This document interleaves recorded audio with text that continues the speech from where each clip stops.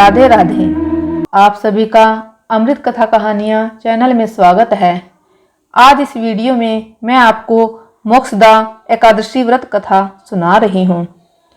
धर्मराज युधिष्ठिर कहने लगे कि हे भगवान, मैंने मार्गशीर्ष कृष्ण एकादशी अर्थात उत्पन्न एकादशी का सविस्तार वर्णन सुना।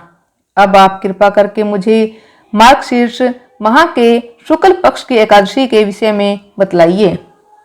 इस एकादशी का क्या नाम है, इसके व्रत का क्या विधान है, क्या इसकी विधि है और यह व्रत करने से किस फल की प्राप्ति होती है, कृपया यह सब विधान पूर्वक कहिए।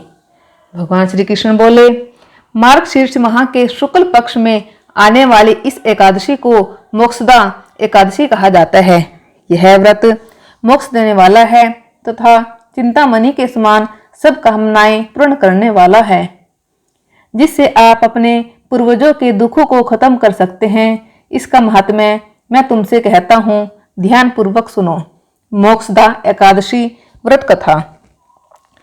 गोकुल नाम के नगर में वैखानस नामक राजा राज्य करता था।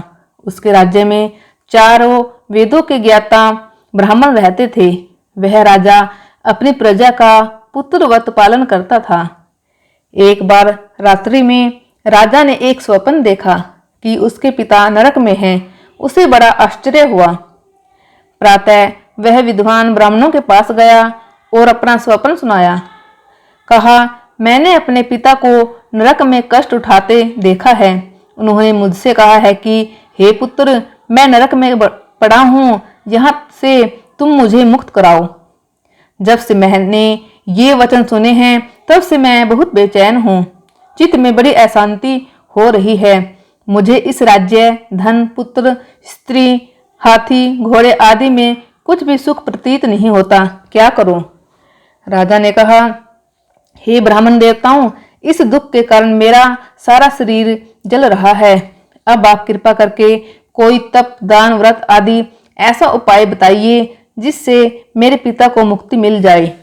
उस पुत्र का जीवन व्यर्थ है जो अपने माता पिता का उद्धार न कर सके। एक उत्तम पुत्र जो अपने माता पिता तथा पूर्वजों का उद्धार करता है, वह 1000 मूर्ख पुत्रों से अच्छा है। जैसे एक चंद्रमा सारे जगत में प्रकाश कर देता है, परंतु हजारों तारे नहीं कर सकते। ब्राह्मणों ने कहा, हे राजन, यहाँ पास ही भूत, भविष्य, वर्तमान के ज्ञाता पर्वत ऋषि का आश्रम है। आपकी समस्या का हल वे जरूर करेंगे। ऐसा सुनकर राजा मुनि के आश्रम पर गया।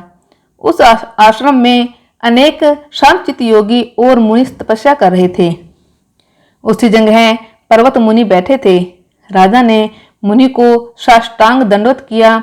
मुनि ने राजा से कुशल पूछी। राजा ने कहा कि महाराज, आपकी कृपा से मेरे राज्य में सब कुशल है, लेकिन अकस्मात मेरे चित्त में अत्यंत अशांति होने लगी है। ऐसा सुनकर पर्वत मुनि ने आंखें बंद की और भूत विचारने लगे। फिर बोले, हे राजन, मैंने योग के बल से तुम्हारे पिता के कुकर्मों को जान लिया है।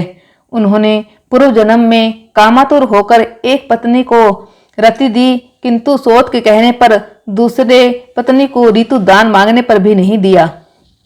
उसी पाप कर्म के कारण तुम्हारे पिता को नरक में जाना पड़ा। तब राजा ने कहा, इसका कोई उपाय बताइए।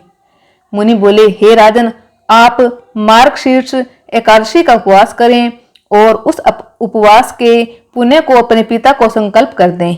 इसके प्रभाव से आपके पिता की अवश्य नरक से मुक्ति होगी। मुनि के ये वचन सुनकर राजा महल में आया और मुनि के कहने अनुसार कुटुंब सहित मोक्षदा एकादशी का व्रत किया। इसके उपवास का पुण्य उसने पिता को अर्पण कर दिया। इसके प्रभाव से उसके पिता को मुक्ति मिल गई और स्वर्ग में जाते हुए वे पुत्र से कहने लगे, हे पुत्र, तेरा कल्याण हो। यह कहकर स्वर्ग चले गए। मार्गशीर्ष मास की शुक्ल पक्ष की मोक्षदा एकादशी का जो व्रत करते हैं, उनके समस्त पाप नष्ट हो जाते हैं। इस व्रत से बढ़कर मोक्ष देने वाला और कोई व्रत नहीं है। इस दिन गीता जयंती मनाई जाती है। साथ ही यह धनुर्मास की एकादशी कहलाती है। अतः इस एकादशी का महत्व कई गुना और भी बढ़ जाता है।